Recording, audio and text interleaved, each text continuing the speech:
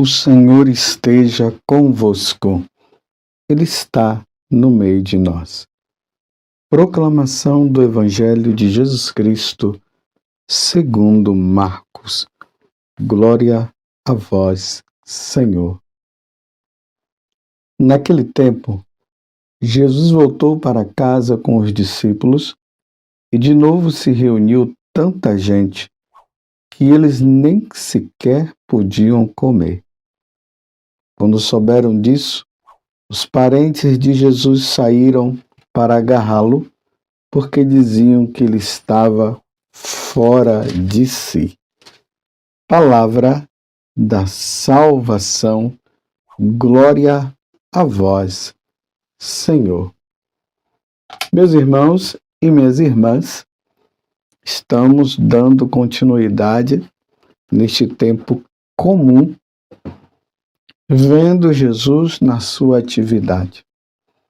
Lembrando de uma maneira especial que hoje é dia de Santa Inês, uma adolescente com 12 anos de idade, não quis ceder o seu corpo para os homens.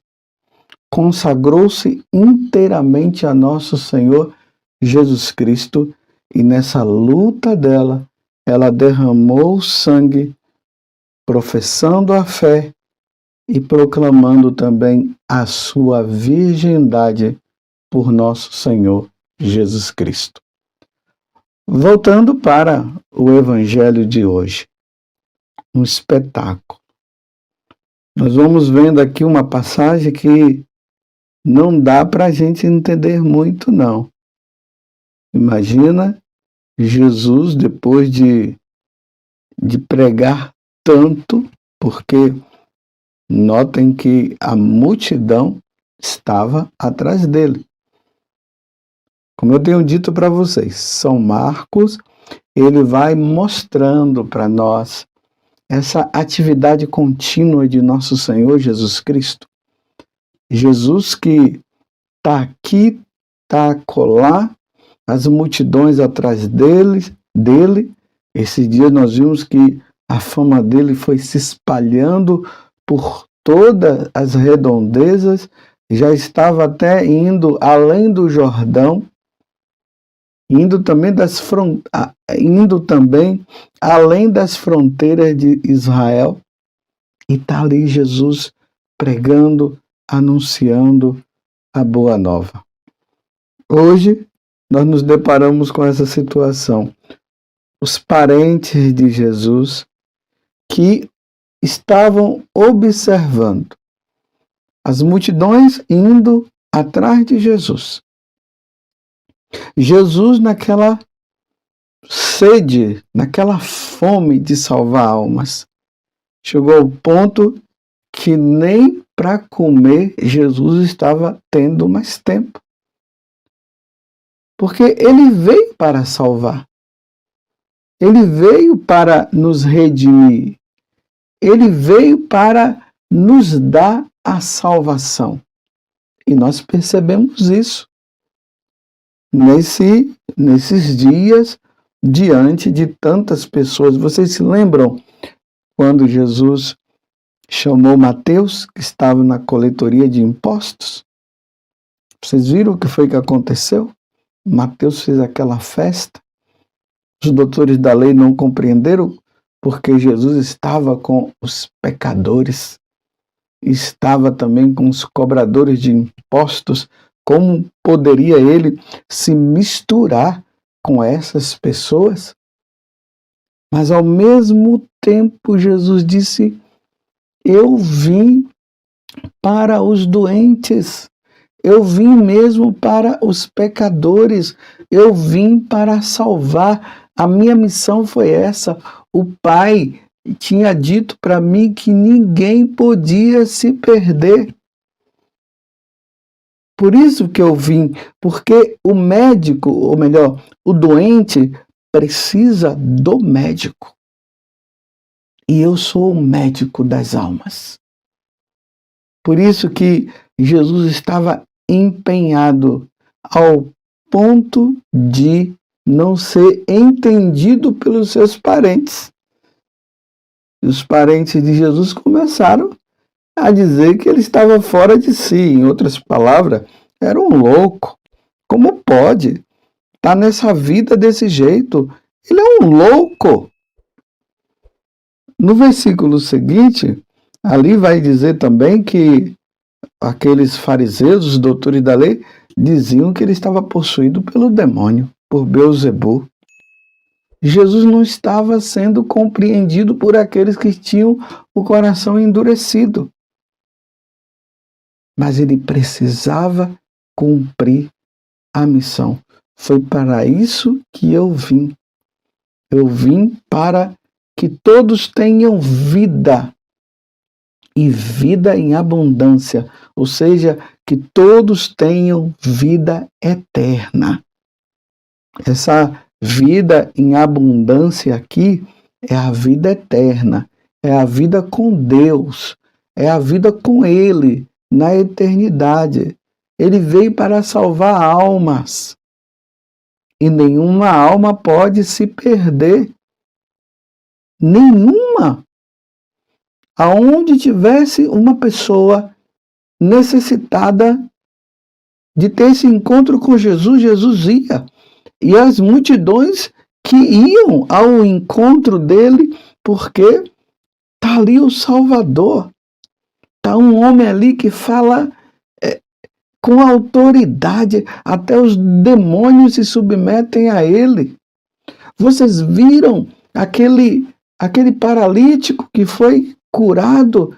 E quantas pessoas, aquele demônio lá na sinagoga de Cafarnaum, que possuía aquele homem, ele expulsou.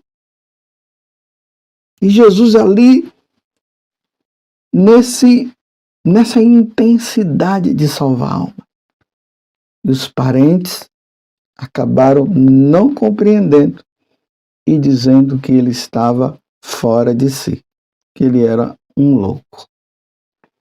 Aqui, meus irmãos, tem uma coisa muito importante. Geralmente, as pessoas que têm má vontade, as pessoas que não compreendem as coisas de Deus, elas vão sempre chamar de loucos. Loucos aqueles que vão na missa diariamente. Não precisa ir na missa diariamente. Só no domingo. Porque a lei fala, os mandamentos dizem que é no domingo. Mas aquelas pessoas entenderam o significado do sacrifício da Santa Missa, o valor do sacrifício da Santa Missa, que elas vão todos os dias. Aí as pessoas não compreendem, são chamadas de louca. São loucos. Não sei para que isso. Aí tem aqueles que rezam o rosário. Não, para que rezar tanto terço assim? Aí tem aqueles que rezam, para que incomodar tanto a Deus?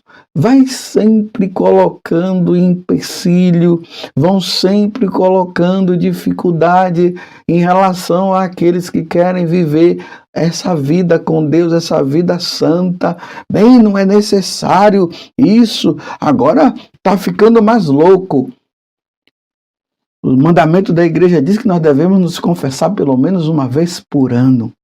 Na Páscoa, na preparação para a Páscoa. Agora ficou louco, está confessando todo mês. Aí fala que o outro está louco porque está confessando agora de 15 em 15 dias. Ele está louco porque está confessando semanalmente. Não entendem. E por não entender a vida que a pessoa está vivendo, essa vida de amor a Deus, começam a falar isso. Me desculpe, começam a querer colocar minhoca na cabeça daqueles que estão tendo o verdadeiro entendimento das coisas de Deus. A mesma coisa, aquele jovem ou aquela jovem que estão sentindo o chamado. Eles percebem que Deus está chamando eles para uma vida mais radical. indo para um seminário, ou para um convento, ou para um mosteiro, aí a família começa a cair em cima. Você vai viver esse tipo de vida para quê? E olhe, são pessoas de igreja. Aqui não são pagãs, não, que estão falando isso. São pessoas de igreja. Não, não foi isso que eu pensei para você, os pais, né? Eu quero que você case, eu quero que você tenha família, eu quero que você me dê neto. E fica naquela coisa. Quantas pessoas que se frustraram por não darem caminho à sua vocação. Porque os parentes caíram em cima chamando de loucos, de doidos. E aí começa, tá vendo o que está acontecendo com os padres? É isso que você quer viver? Tá vendo os escândalos que vem acontecendo aqui, acolá? É isso que você tem para mim? Como se fosse algo ruim servir a Deus. Como se fosse algo não muito bom dar a vida inteiramente para Deus. Mas quando as pessoas entram numa vida de erros, entram nas drogas, na bebida, no adultério, não se fala nada. Não se fala nada.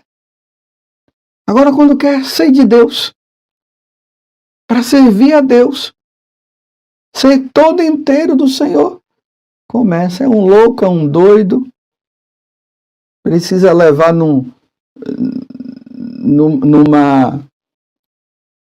psiquiatra ou num psicólogo para ver. O meu filho ficou doido, minha filha ficou doida.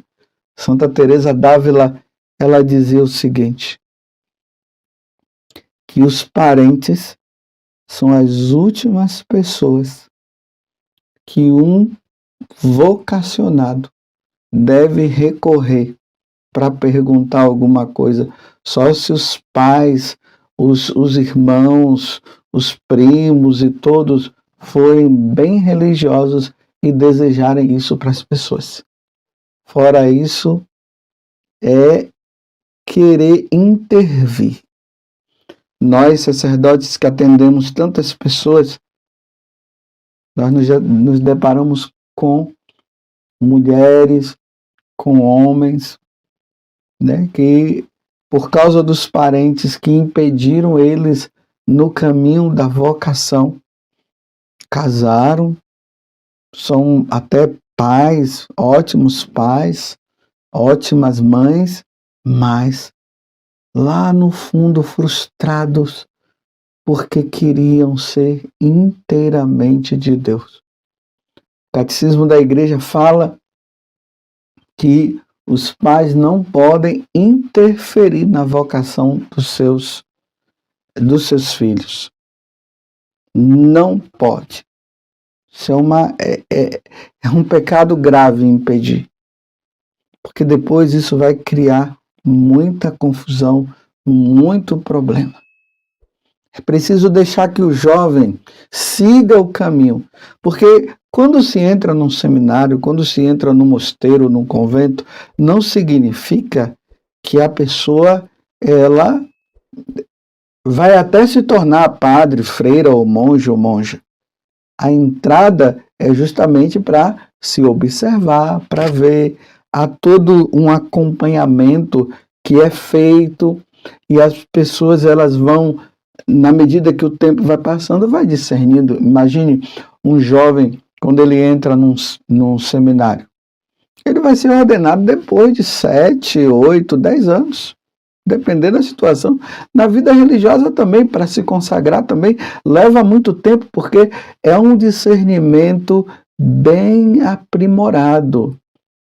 Não é assim, entrou, vai ser. As coisas vão acontecendo. Mas voltando ao Evangelho, Jesus, com uma sede tão grande de salvar almas,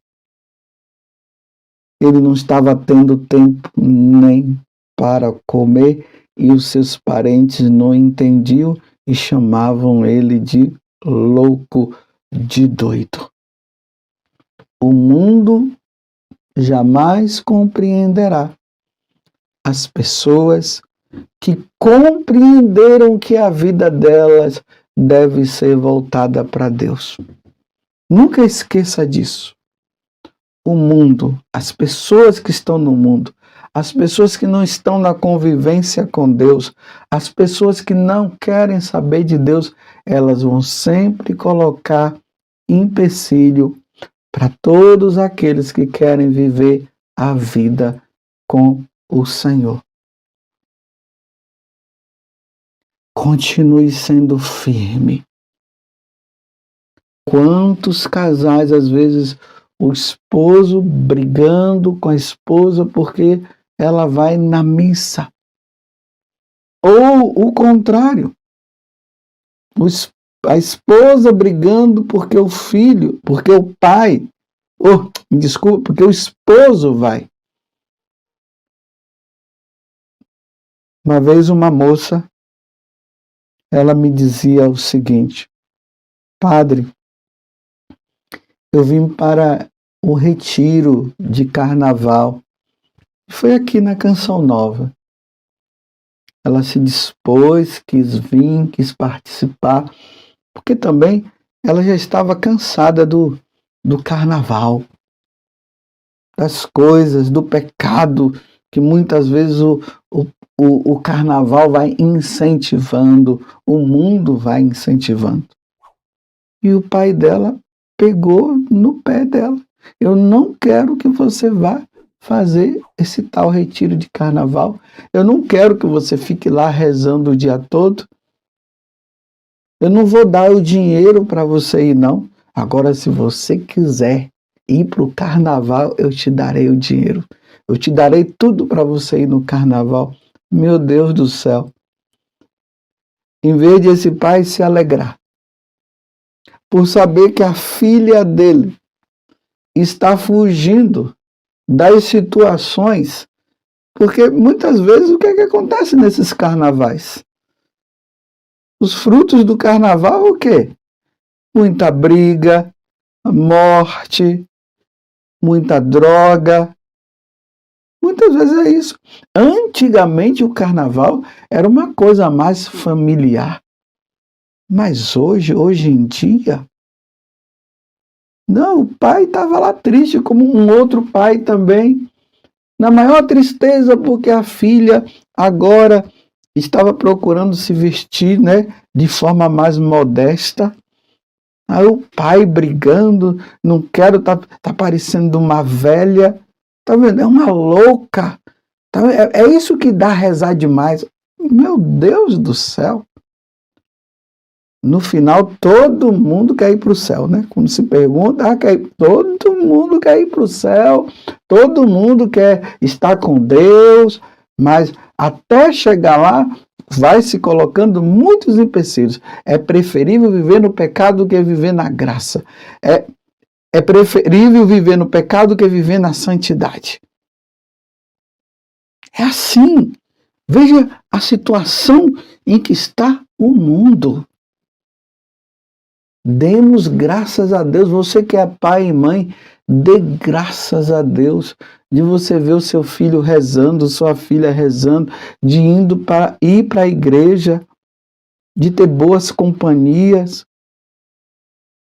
Ai, não, é um louco, é um doido, é uma louca, é uma doida, só quer saber de Deus, agora só quer ficar ouvindo música de igreja, tantas músicas aí bonitas. Que música bonita que tem por aí, meu Deus do céu? Que música? Essas músicas com essas frases loucas, aí sim, frases loucas. Quantas músicas incentivando a droga, incentivando ao pecado, incentivando ao adultério, a fornicação, a matança. Quando está ali aquele parente saindo disso e se aprofundando nas coisas de Deus, é um louco, é um doido. Então, se é por isso, eu vou ser louco.